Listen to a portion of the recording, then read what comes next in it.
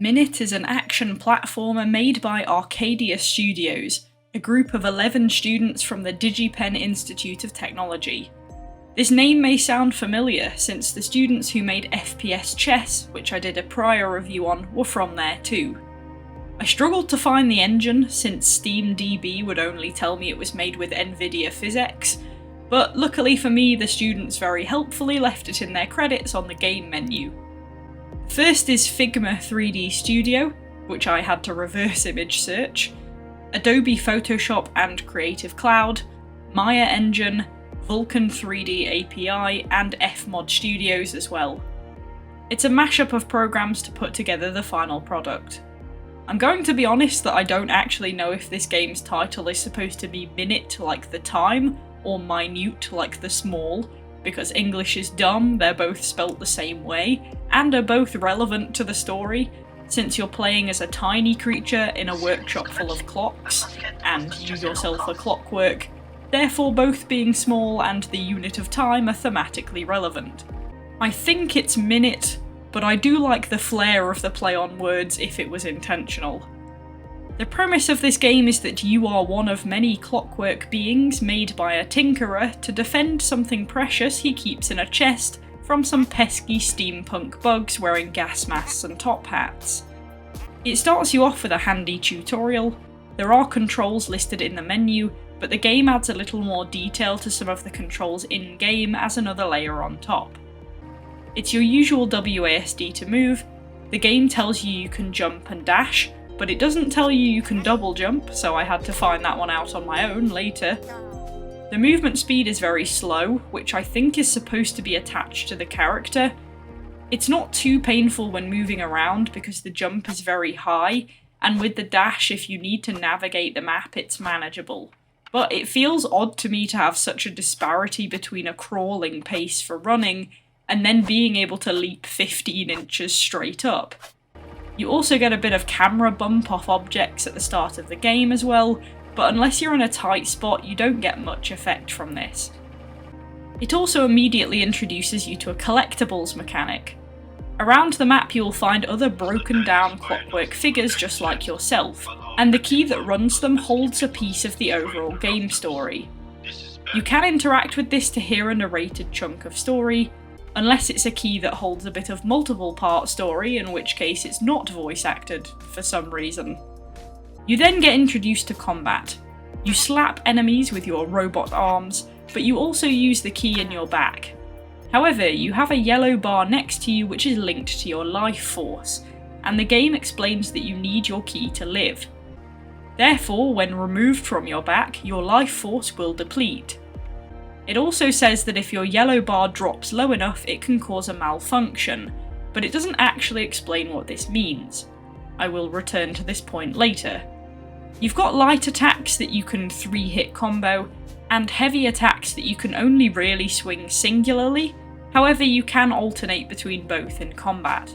The game says you can chain different moves depending on your movement, but I'm not sure how true this is. I tried strafing and light attacking, but it does the same moves it does if you're moving forward. I tried dashing, but that doesn't change it either. I think the only real impact is if you mix light and heavy, it can sometimes cause a hit upwards and you can almost juggle the enemies once they're in the air. One thing I did find useful though is that if you jump, you can do a heavy slam attack, which has knockback or knock upward. Despite that though, the combat is good to look at and satisfying. It can be a little button mashy, but there are other mechanics that make it versatile. You get taught shortly after that your key can be used as a projectile, so you can press E to aim and left mouse to throw it at an enemy. However, what it doesn't tell you is how to recall it, meaning I threw it at an enemy, it stuck to them or the wall, and then I ended up dying because obviously your health meter depletes when your key is out. It took me a couple of tries to figure out that's why I was dying, and how to get my key back. But that made me learn that you can use the key as a grapple, because if you hit an enemy and call it back, it drags the enemy with it. This is a good mechanic to pick off singular enemies from a group, and it's quite satisfying to drag one across the map to you and then slap it in the face. If you die, enemies don't regain any health you shaved off them before you died of key absence syndrome, so it's pretty easy to carry on where you left off. The enemies can take a bit of damage, but they don't cause any real challenge. I only ever died when I didn't realise my key was no longer in my back. They don't sometimes recognise you until very short notice either, so you can sneak up on them. At the end of the tutorial you find the chest, but the rafters give out and you fall to the ground in the workshop. The rest of the game is a singular level of you battling your way back up to the chest, while searching for keys to get game story and beating up bugs. It adds a couple of bonus mechanics here. You can throw your key into a wall and bounce on it for extra reach, though of course you have to be quick to not die and remember to recall it. Though I only ever used this mechanic once in the tutorial, so I'm gonna be honest, I don't think it was all that necessary. The other one is the respawn points. There's a little generator to recharge you, and as you go along the level you unlock these respawn checkpoints by throwing your key into them. This time the key auto-recalls, which is handy. The overall design of the game here is really nice. There are a lot of routes to get where you want to go that end up converging into a single path.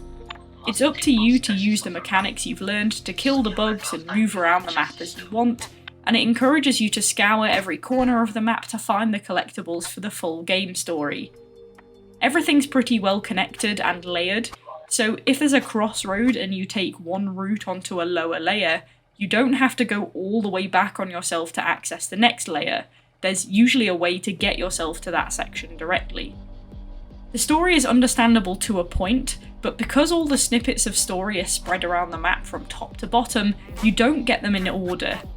And that's not just because you've chosen a different route, the numberings aren't grouped together. For example, Piece 12 and 13 of the story are on the ground floor underneath the desks where you first spawn in, but Piece 14 and 9 are right at the top in the rafters where the chest is. You have to try and remember what order they come in. A few of them come in sets. For example, there are 3 about a doll, so you have part 1, 2 and 3 of the story. It wouldn't matter if people found them in a similar area but in the wrong order, because at least they're still fresh. But splaying them around the map makes them disjointed. The other option to keep continuity is just to have an option in the menu to listen back to previously found logs, so that you can listen to them chronologically. The story itself is a little sad and uses its environment to add context clues to some of the vaguer parts. The logs are easy to spot because they glow blue if you haven't found them yet, which is good because you have a target, and you can use that to figure out how you're going to get there. They stop glowing once you've listened to them. I had to backtrack for a couple right at the end because they're easier to spot from above, but you get the reward of an achievement if you find them all. The narration is good in the game and all of it is mechanically tinny, though some might find a few harder to understand with the effect plus an accent. But there are subtitles to counter that. The other half of the design is obviously theme and visuals. The game sticks to its theme fantastically and a lot of effort has been put into the environment. It's messy, things are stacked unevenly so you can climb up, there are some metal bars, wooden shelves, lots of clocks on the wall. There are a ton of arrows directing you where to go in case you get turned around, designed as scraps of paper on the wall. There are news clippings, posters, power boxes, toolboxes, dishes, bottles, drawings. It's such a busy environment which I find balanced enough not to be overwhelming. It's interesting to look at, and even with repeated assets, it makes everything feel fresh and new as you scale the level. The sound effects are decent for the combat. They don't vary the step noise for the ground, but that's only a minor detail. But the noise from the generators is good. Your character design is good and the movement animation matches it well, the spinning key in the back sealing the design. The enemies use matchsticks as weapons to match the scale, and the whole proportion of object to character size is really nice. I have minor critiques on the visuals in 3 areas. Firstly, the game can be a bit clippy, as in the camera can bust through walls but also can't sometimes. Especially under the table, it seems to struggle which side of the border it wants to be on. You can also get a little bit of clip when moving around environment objects, but once you settle on or around them, the game seems to right itself. The cutscenes can also be a bit laggy or shaky cam. Not sure if this is intentional in places, but given that it took the game a minute to load at the start, it might be a processing thing. The other really noticeable thing I saw right at the start is that the key in your back glitches. It gets to a certain point in rotation and then jerks into a different position. It's a nice detail for realism purposes, but you've got to get it spot on if it's going to be that in the face of the player. So if synchronizing is difficult, having it spin less rapidly might be an option, or just make double sure it's on a constant spin, because it's like a visual flicker in the corner of your eye when it happens, and it can be distracting. The game ends with the final boss, and here I will revert to my point about the combat earlier. Nice to have a final challenge. You get a big bug surrounded by some little bugs, but you can use the grapple to pick those off and face him alone. He's a bit of a difficulty step up, but I wouldn't say too hard. The slam move is a bit of a cheese, since you can sit on his head at the right angle and he can't really hit you, since he can only swing his wrench forwards. However, he has gimmicks. Once you chip him down enough, he will run back to the chest, too fast for you to catch, and your grapple does no damage if you try and snipe him on the way back, and he'll heal himself to full, plus spawn extra enemies. First it's 2 little enemies, then it's 4, then it's 6. It's effectively a 4-stage boss with ads. The problem here is that when, at the beginning, it says you will malfunction after enough damage, the actual meaning of that is that if you get hit enough, you will drop your key of your own accord. You might see how this can be an annoying problem. When you have 4 enemies in front of you and you try to dodge, but you die anyway because you suddenly realise you've been leaking health points because you lost your key at some point in the maelstrom. You can get hit and not lose it, and there's no special kind of attack that will cause you to lose it that you can associate it with. My main problem with this is that the indicator is hard to spot. The only sign you get when you've lost your key is a yellow key icon over the back of your character. But you have attack effects that are also yellow, and when a lot's going on, a visual change alone isn't the best way to communicate that.